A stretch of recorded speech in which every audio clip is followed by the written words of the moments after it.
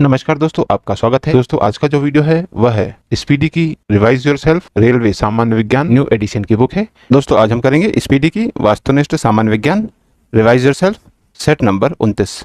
तो चलिए दोस्तों, फिर शुरू करते हैं। पहला प्रश्न, साधारणतः उपयोग होने वाले बिजली के बल्ब में कौन सी गैस भरी जाती है? दोस्तों, साधारणतः उपयोग होने वाले बिजली के बल्ब में आर्गन गैस भरी जाती है। अगला प्रश्न नंबर 2, रेडियो एक्टिविटी की खोज किसने की थी? दोस्तों, रेडियो एक्टिविटी की खोज हेनरी बेकरेल ने की थी। अगला प्रश्न नंबर 3, एक वस्तु के जड़त्व की प्रत्यक्ष निर्भरता किस पर होती है? दोस्तों, एक वस्तु के जड़त्व की प्रत्यक्ष निर्भरता उसके द्रव्यमान पर होती है। अगला प्रश्न नंबर 4, ध्वनि के वेग की स्थिति कैसी होती है? दोस्तों, ध्वनि का वेग सूखी हवा से नमी हवा में अधिक होता है। अगला प्रश्न नंबर 5, स्टेनलेस स्टील किसकी मिश्र धातु है? दोस्तों, स्टेनलेस स्टील लोहे और क्रोमियम की मिश्र धातु है। अगला प्रश्न नंबर 6, भौतिक परिवर्तन का उदाहरण क्या है? दोस्तों, पानी में चीनी का घुलना भौतिक परिवर्तन का एक उदाहरण है। अगला प्रश्न नंबर 7, पेरिस ऑफ प्लास्टर का सूत्र क्या है? दोस्तों, पेरिस ऑफ प्लास्टर का सूत्र CaSO4 2H2O है। अगला प्रश्न नंबर 8, नींबू खट्टा किस कारण से होता है? दोस्तों, नींबू खट्टा साइट्रिक अम्ल के कारण होता है। अगला प्रश्न नंबर 9, वायु क्या है? दोस्तों, वायु एक मिश्रण है। अगला प्रश्न नंबर 10, हंसाने वाली गैस कौन है? दोस्तों, नाइट्रस ऑक्साइड हंसाने वाली गैस है। अगला प्रश्न नंबर 11, निम्नलिखित में सबसे भारी धातु कौन है? दोस्तों, इनमें यूरेनियम सबसे भारी धातु है। अगला प्रश्न नंबर 12, जल की स्थायी कठोरता का कारण क्या है? दोस्तों, जल की स्थायी कठोरता का कारण कैल्शियम तथा मैग्नीशियम के क्लोराइड और सल्फेट है। अगला प्रश्न नंबर 13, अपमार्जक क्या है? दोस्तों, अपमार्जक शोधन अभिकर्ता है। अगला प्रश्न नंबर 14, रेडियोधर्मी पदार्थ क्या उत्सर्जित करते हैं? दोस्तों, रेडियोधर्मी पदार्थ अल्फा कण, बीटा कण और गामा किरण ये सभी उत्सर्जित करते हैं, इसलिए ऑप्शन डी उपयुक्त सभी इसका सही उत्तर होगा। अगला प्रश्न नंबर 15, हवा में जिस गैस की मात्रा सबसे अधिक है वह क्या है? दोस्तों, हवा में जिस गैस की मात्रा सबसे अधिक है वह नाइट्रोजन है। अगला प्रश्न नंबर 16, परमाणु नाभिक के अवयव क्या हैं? दोस्तों, प्रोटॉन और न्यूट्रॉन परमाणु नाभिक के अवयव हैं। अगला प्रश्न नंबर 17, एक कार बैटरी में प्रयुक्त विद्युत अपघट्य क्या होता है? दोस्तों, एक कार बैटरी में प्रयुक्त विद्युत अपघट्य सल्फ्यूरिक अम्ल होता है। अगला प्रश्न नंबर 18, स्टील को कठोरता प्रदान करने के लिए उसमें किसकी मात्रा बढ़ाई जाती है? दोस्तों, स्टील को कठोरता प्रदान करने के लिए उसमें कार्बन की मात्रा बढ़ाई जाती है। अगला प्रश्न नंबर 19, शुष्क बर्फ क्या है? दोस्तों, ठोस कार्बन डाइऑक्साइड शुष्क बर्फ है। अगला प्रश्न नंबर 20, भारत के किस राज्य में चांदी उपलब्ध होती है? दोस्तों, भारत के गुजरात राज्य में चांदी उपलब्ध होती है। अगला प्रश्न नंबर 21, किस गैस को अश्रु गैस की तरह काम में लेते हैं? दोस्तों, क्लोरीन गैस को अश्रु गैस की तरह काम में लेते हैं। अगला प्रश्न नंबर 22, परमाणु के नाभिक में निम्नलिखित में से कौन से कण होते हैं? दोस्तों, परमाणु के नाभिक में प्रोटॉन एवं न्यूट्रॉन कण होते हैं। अगला प्रश्न नंबर 23, ध्वनि के सोडे का रासायनिक सूत्र क्या है? दोस्तों, धोने के सोडे का रासायनिक सूत्र Na2CO3 है। अगला प्रश्न, प्रश्न नंबर 24, ठोस कपूर से कपूर वाष्प बनाने की प्रक्रिया को क्या कहते हैं? दोस्तों, ठोस कपूर से कपूर वाष्प बनाने की प्रक्रिया को ऊर्ध्वपातन कहते हैं। अगला प्रश्न, प्रश्न नंबर 25, निम्न में से सबसे सख्त धातु कौन है? दोस्तों, इनमें से सबसे सख्त धातु प्लेटिनम है। अगला प्रश्न, प्रश्न नंबर 26, निम्न में से किसे शुष्क बर्फ कहते हैं? दोस्तों, ठोस कार्बन डाइऑक्साइड गैस को शुष्क बर्फ कहते हैं। अगला प्रश्न, प्रश्न नंबर 27, सबसे कड़ा पदार्थ क्या है? दोस्तों, हीरा सबसे कड़ा पदार्थ है। अगला प्रश्न, प्रश्न नंबर 28, निम्न में से कौन सा पदार्थ साबुन बनाने में प्रयोग होता है? दोस्तों, वनस्पतिक तेल साबुन बनाने में प्रयोग होता है। अगला प्रश्न, प्रश्न नंबर 29, खाना बनाने में प्रयोग की जाने वाली गैस मुख्यतः क्या है? दोस्तों, खाना बनाने में प्रयोग की जाने वाली गैस मुख्यतः मीथेन है। अगला प्रश्न, प्रश्न नंबर 30, वाहनों से निकलने वाली प्रदूषित गैस मुख्यतः क्या है? दोस्तों, वाहनों से निकलने वाली प्रदूषित गैस मुख्यतः कार्बन मोनोऑक्साइड है। अगला प्रश्न, प्रश्न नंबर 31, निम्न पदार्थों में से कौन सा पदार्थ खाने की वस्तुओं का परिरक्षण यानी प्रिजर्वेशन में प्रयोग होता है? दोस्तों, इन पदार्थों में से सोडियम बेंजोएट खाने की वस्तुओं के परिरक्षण में प्रयोग होता है। अगला प्रश्न, प्रश्न नंबर 32, एल्यूमिनियम का अयस्क क्या है? दोस्तों, बॉक्साइट एल्यूमिनियम का अयस्क है। अगला प्रश्न, प्रश्न नंबर 33, रेडियो कार्बन तिथि निर्धारण विधि का प्रयोग क्यों होता है?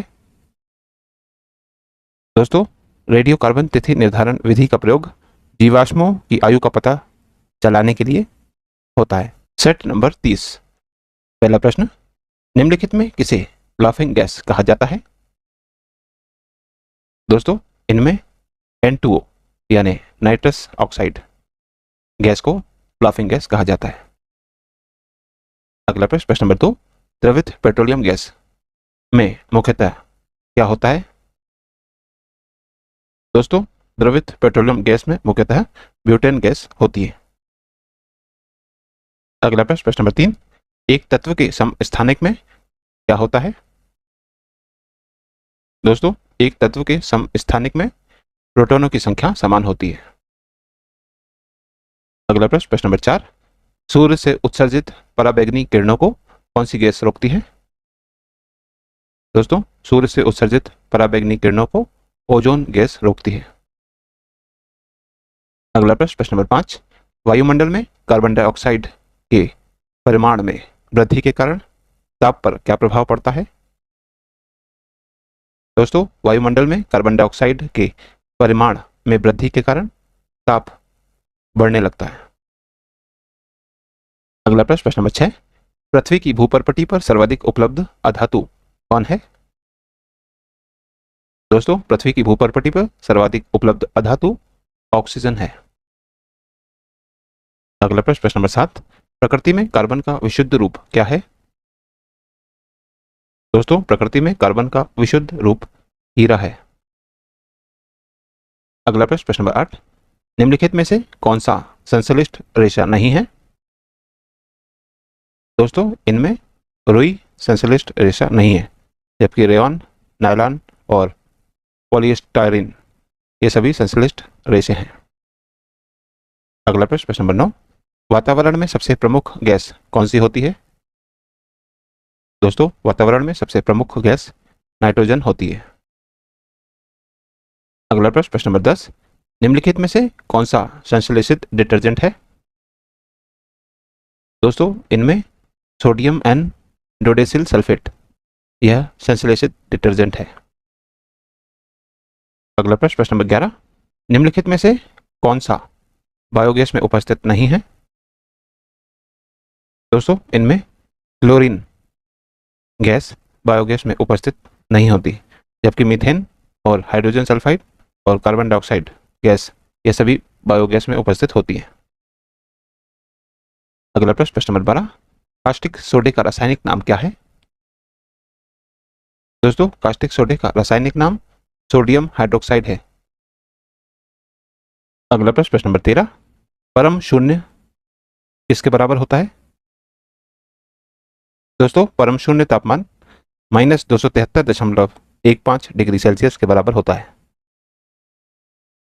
अगला प्रश्न, प्रश्न नंबर 14, पानी में फिटकरी मिलाई जाती है, क्यों? दोस्तों सेडिमेंटेशन दर बढ़ाने के लिए पानी में फिटकरी मिलाई जाती है। अगला प्रश्न, प्रश्न नंबर 15, निम्नलिखित वैज्ञानिकों में से किसने यह अवधारणा व्यक्त की कि चार्ज की इकाइयां मैटर से जुड़ी होती हैं?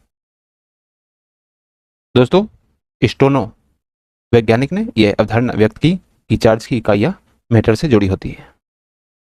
अगला प्रश्न, प्रश्न नंबर 16, पृथ्वी की परपटी में सबसे बाहुल्य तत्व क्या है? दोस्तों पृथ्वी की परपटी में सबसे बाहुल्य तत्व ऑक्सीजन है। अगला प्रश्न, प्रश्न नंबर 17, न्यूट्रॉन की खोज करने वाले कौन थे? दोस्तों जेम्स चैडविक न्यूट्रॉन की खोज करने वाले थे। अगला प्रश्न, प्रश्न नंबर 18, निम्नलिखित में से किसका उच्चतम गलनांक है? दोस्तों इनमें NaCl यानी सोडियम क्लोराइड का उच्चतम गलनांक है। अगला प्रश्न, प्रश्न नंबर 19, जल स्नेहक कोलाइडी को किस रूप में जाना जाता है? दोस्तों जल स्नेहक कोलाइडी को द्रव स्नेही के रूप में जाना जाता है। अगला प्रश्न, प्रश्न नंबर 20, हाइड्रोजन के परमाणु में कौन सा मौलिक कण उपस्थित नहीं है? दोस्तों हाइड्रोजन के परमाणु में न्यूट्रॉन मौलिक कण उपस्थित नहीं है। अगला प्रश्न, प्रश्न नंबर 21, जंग लगने पर लोहे के भार पर क्या प्रभाव पड़ता है? दोस्तों जंग लगने पर लोहे का भार बढ़ जाता है।